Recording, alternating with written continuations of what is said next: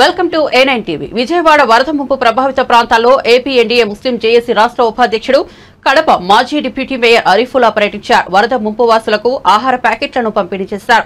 అనంతరం వరద బాధితుల కష్టాలను అడిగి తెలుసుకున్నారు. ఈ సందర్భంగా ఆయన మాట్లాడుతూ విజయవాడలో కురిసిన వర్షానికి విజయవాడ ప్రాంతం మొత్తం జల దిగ్బంధంలో కూరుకుపోయిందన్నారు. విజయవాడ పట్టణంలోని చిట్టినగర్, సింగ్-నగర్ లో దాదాపు 10 అడుగుల నీళ్లు వచ్చి చేరాయన్నారు. ముఖ్యమంత్రి నారా చంద్రబాబు నాయుడు ఆయన వయస్సు కూడా చూడకుండా గత 3 రోజుల నుంచి విజయవాడ ముంపు ప్రభావిత ప్రాంతాల్లో ఎడతెరిపి లేకుండా విస్తృతంగా పర్యటిస్తున్నారన్నారు. చంద్రబాబు నాయుడు చూసి ప్రతి టీడీపీ కార్యకర్తలు ముందుకు వచ్చి విజయవాడ ముంపు వాసులను ఆదుకోవాలన్నారు. ప్రతి ఒక్కరూ రాజకీయాలకు అతీతంగా మానవత్వంతో ముందుకు వచ్చి వరద బాధితులకు సహాయం చేయాలన్నారు. ఈ కార్యక్రమంలో టీడీపీ నాయకులు బాబ్జీ, కళ్యాణ్, కురేషీ సంఘం సభ్యులు చౌఖత్, కాదర్, యువత ఆరిఫ్, సుహైల్, ఎస్సీ టీడీపీ నాయకులు పాల్గొన్నారు.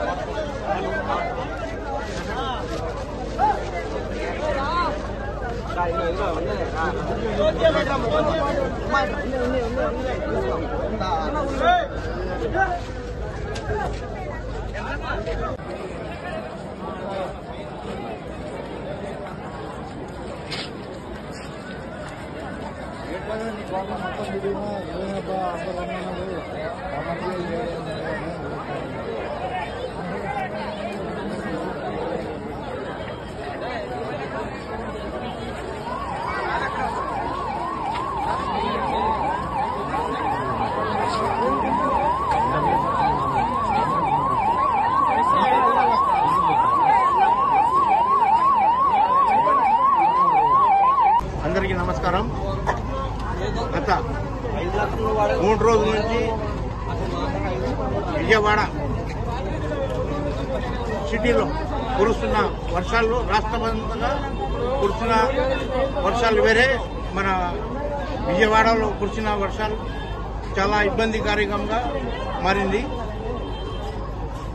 సింగ్-నగర్, చిట్టినగర్ కొన్ని ప్రాంతాల్లో నీళ్లు ఎంతవరకు అంటే 10 అడుగులు పైకి నీళ్లు రావడం జరిగింది.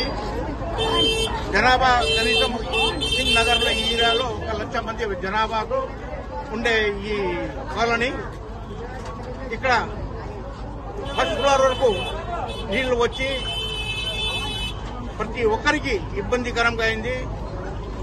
దాని తర్వాత చంద్రబాబు నాయుడు గారు వెంటనే ఈ 3 రోజుల్లో ఆయన నిద్ర లేకుండా,